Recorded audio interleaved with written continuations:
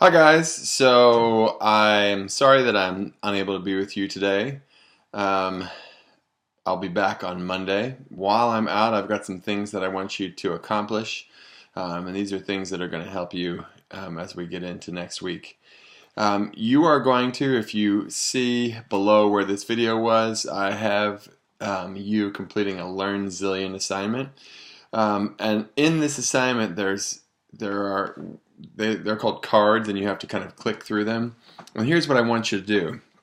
And I'll take a still photo of this in just a second so you can have a visual, or you can pause it when I show it to you in just a second. The first thing I want you to do is click to card 3, and you're going to find Samantha's error and correct it. And you're going to do that in your composition book. And if you'd label that Samantha's error, that would help me when I go to look at it. The next thing you're going to do is you're going to skip to card 19, and you're going to view the video lesson. This is about 6 minutes long, and it's going to help you kind of understand what it is you're supposed to do. Number 3, you're going to go to card 4, and you're going to make up the 9 equations they're talking about using the letters and the numbers. You'll see what I mean when you get there. You're going to solve them, and you may skip the part about writing a story problem for one of them. You don't need to do that. Next, you're going to answer the closing questions, which are on card 11, and you're going to answer the formative assessment question, which is on card 13, and you're going to do that in your composition book.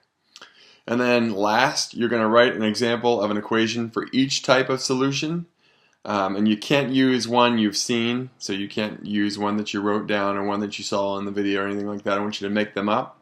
And that's going to be an exit ticket that you're going to hand in to your substitute teacher. I said I'd show you the visual, so here's what it looks like.